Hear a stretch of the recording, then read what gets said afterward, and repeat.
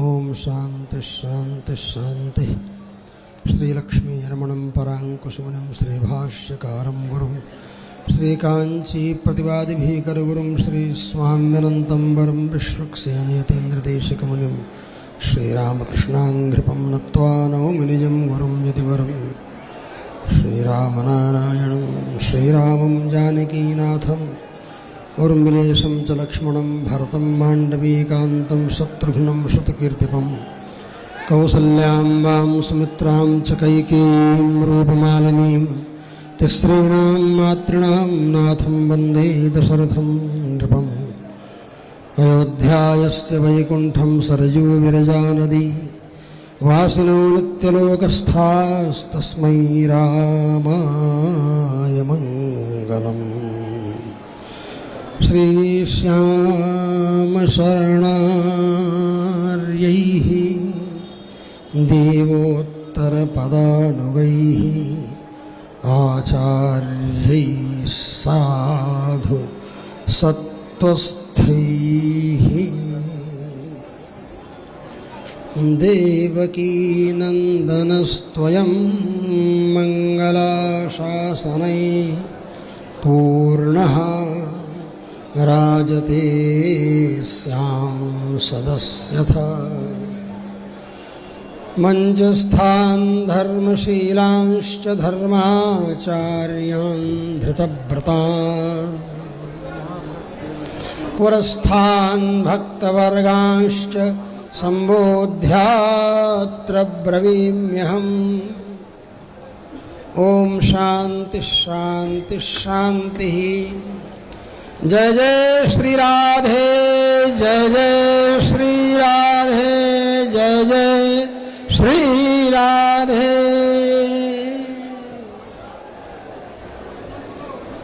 भगवती पराम्बा उद्भव स्थित संहार कारिणी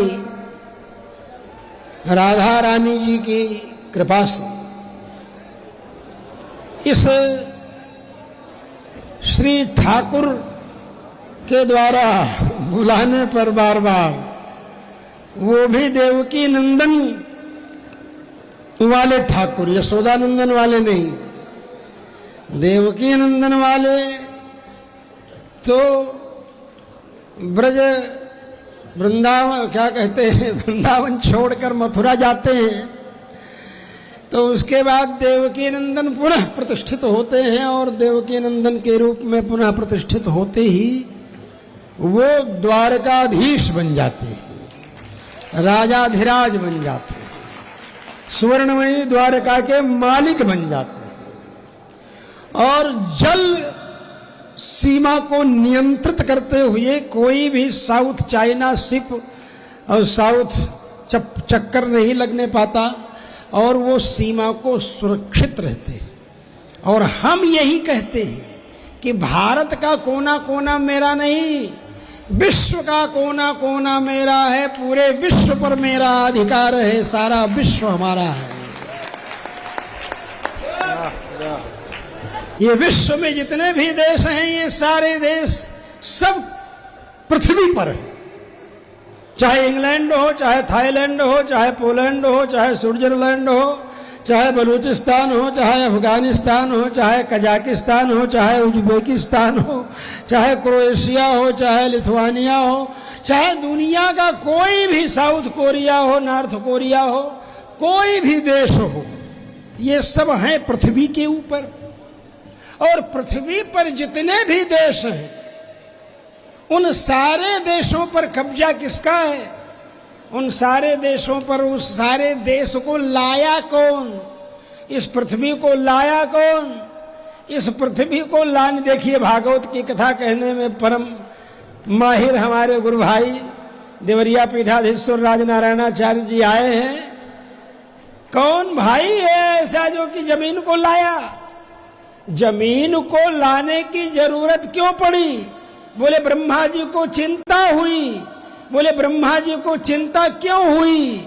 बोले ब्रह्मा जी अपने स्वयंभू मनु और शतरूपा को दाहिने और बाएं हिस्से से प्रकट किए तो कहे कि पिताजी क्या आदेश है? स्वयंभू मनु जी ने कहा बोले सृष्टि करो। बोले करेंगे तो सृष्टि, लेकिन रहने को घर नहीं, सोने को बिस्तर नहीं। आप कह रहे हैं सृष्टि करो, जर जमीन का कुछ पता ही नहीं है।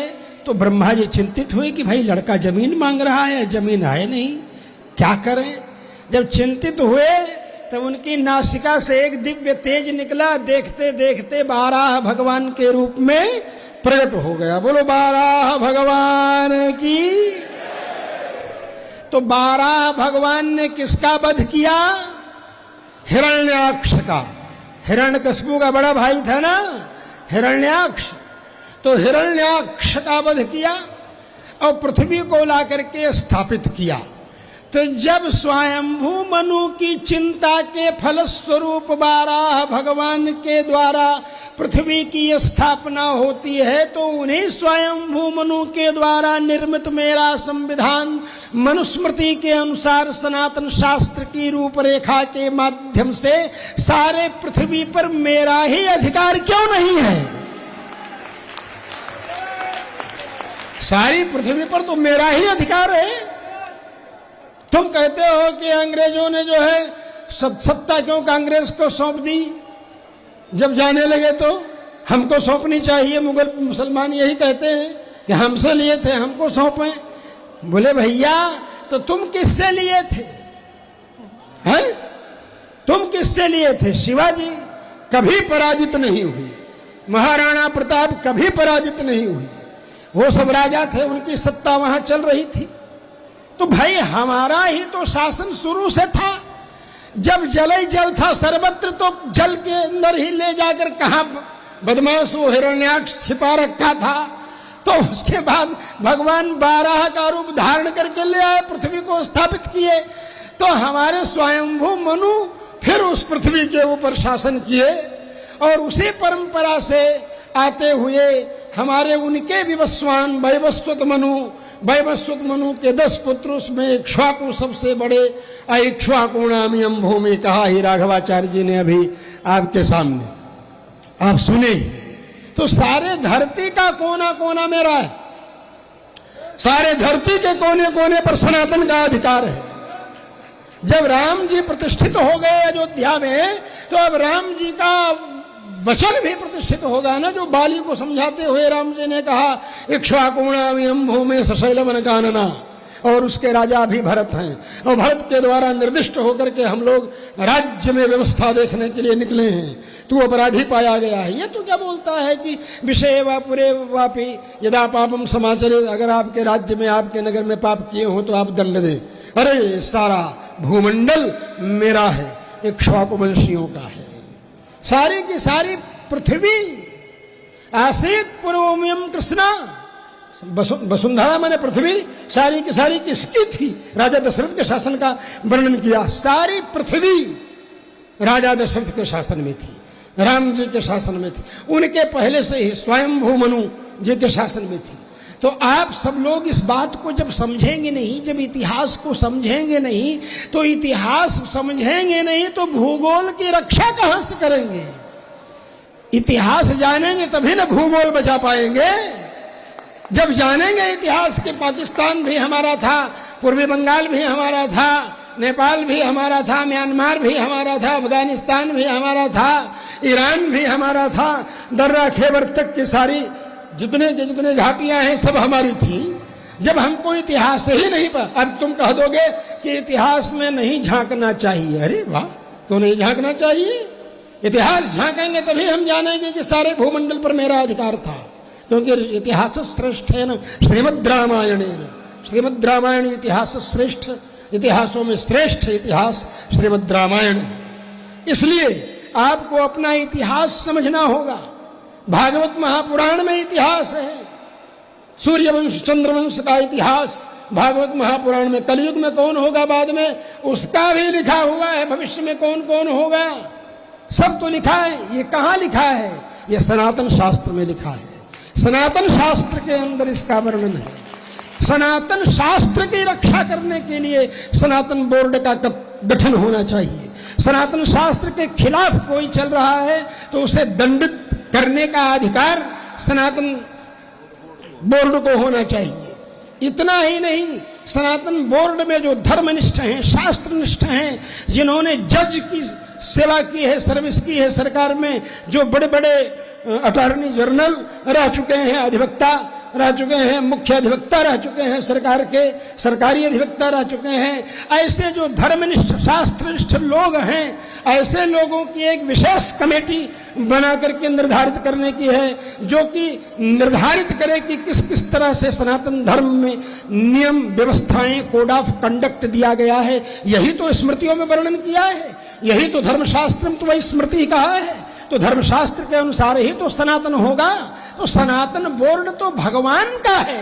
सनातन स्तुम पुरुषम मतो में से का कहते हैं स्वयं अर्जुन जी कि आप सनातन पुरुष हमारे लिए मत हैं, अभिमत हैं। सनातनतम कपिल कपिरव्यय, हम विष्णु सहस्त्र नाम का पाठ करते हुए कहते हैं सनातनतम कपिल कपिरव्यय।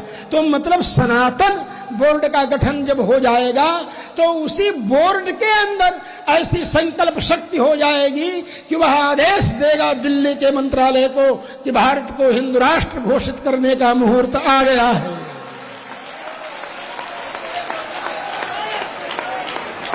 और जब वह सनातन बोर्ड के धर्माचार्य वशिष्ठो वामदेवश्च जाबालिरथ गौतम कश्यपोत्र भरद्वाजा, जैसे दशरथ जी के मंत्री थे वही राम जी के भी मंत्री थे। राम जी ने मंत्रिमंडल नहीं बदला, कोई भी नहीं बदला, वाल्मीकि उठा करके देखो तो वही मंत्री थे और अभेद्य योजनाएं उनकी थी।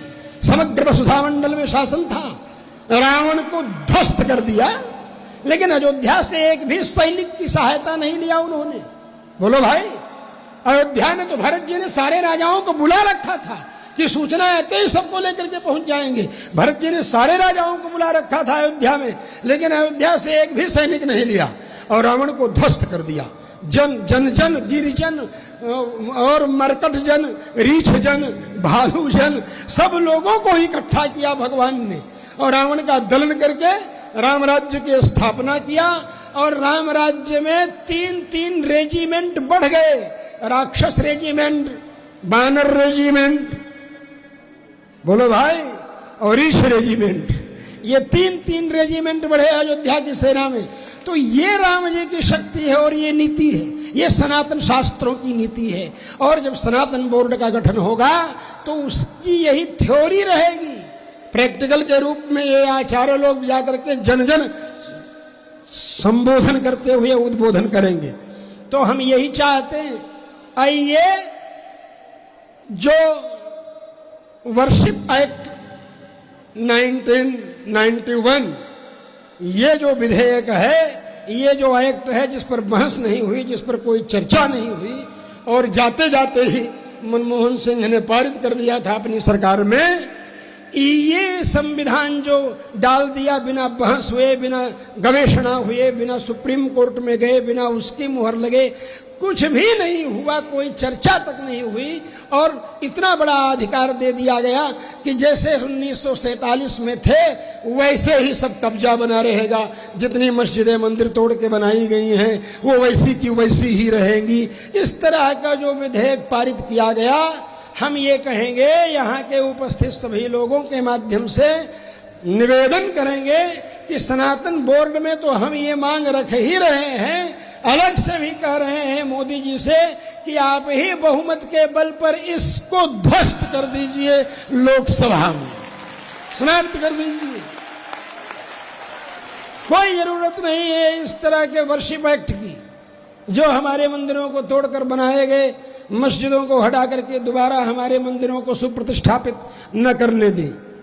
कानून के बल पर न हमको राम जन्मभूमि मंदिर मिली थी। हम 3 पर तो समझौता इसलिए करने को तैयार हुए थे कि 30,000 40,000 की बात हम नहीं करेंगे, चलो हम रामकृष्ण विश्वनाथ ये तीनों ही लेकर के काम कर लेंगे, संतोष कर लेंगे। 5 गांव मांग रहे थे पांडव लोग, बस दे दो केवल 5 ग्राम, हम वहीं खुशी से खाएंगे, परिजन पर आसीन उठाएंगे, बोल बोल करके कह रहे थे। लेकिन हम तो 3 मांग रहे थे, 5 भी नहीं, लेकिन 3 में 1 भी नहीं दिया इन्होंने। राम जन्मभूमि तो हमको न्यायालय ने दिया, न्यायालय ने हमको राम जन्मभूमि दिया। इसलिए मैं कहता हूं कि मथुरा, संभल, विश्वनाथ तीनों लेंगे एक साथ, बशर्ते कि सनातन सनातन बोर्ड गठित, समझे? संभल, मथुरा, विश्वनाथ, समझे? तीनों लेंगे एक साथ, फिर बोलेंगे संभल, मथुरा, विश्वनाथ, संभल, मथुरा, विश्वनाथ, संभल, मथुरा, विश्वनाथ।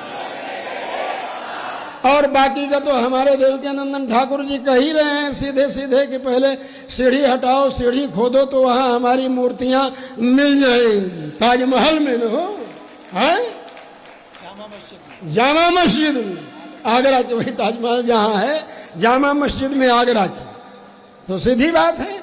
इसलिए सनातन बोर्ड का गठन होगा तो उसको ये सारे अधिकार प्राप्त होंगे अपने मंदिरों को वापस ले लेने का, दिस वे दैट वे, कैसे भी। तो इसलिए इस बोर्ड का गठन हो, शास्त्र संयत, शास्त्र निष्ठ, शास्त्र के अनुसार जीने का अपने अभ्यास करने वाले व्यक्ति इसकी सर्वोच्च समिति में हो, जिसको कि गवर्निंग बॉडी जो है, गवर्निंग बॉडी, वो रिपोर्ट करे। तो इस तरह से ये सब मिल बैठ करके बातें हो जाएंगी हम लोगों की। और ये गठन, सनातन बोर्ड गठन जो है वह अत्यधिक महत्वपूर्ण है इस समय राष्ट्र के लिए, लोगों के लिए, सनातनियों के लिए ही नहीं, प्राणी मात्र के लिए है। जब तक सनातन धर्म बचा है तभी तक संसार के सभी प्राणी बचे हैं। यही सारे संसार के लिए कहता है सर्वे भवन्तु सुखिनः सर्वे सन्तु निरामया। सारे संसार की धरती को लाने वाले हमारे ही पूर्वज हैं, 12 भगवान हैं, इसलिए सारा संसार मेरा है। तो आप सनातन बोर्ड का गठन होने दीजिए तो सारी समस्याओं का समाधान करने का मार्ग अपने आप प्रशस्त होने लगेगा। जय श्री राम, जय श्री राम, जय श्री राम। बोलिए सनातन धर्म की। ओम शांति शांति शांति। बहुत बहुत प्रणाम। एक बार जोरदार ताली बजाकर पूज्य महाराज के चरणों में नमन करें।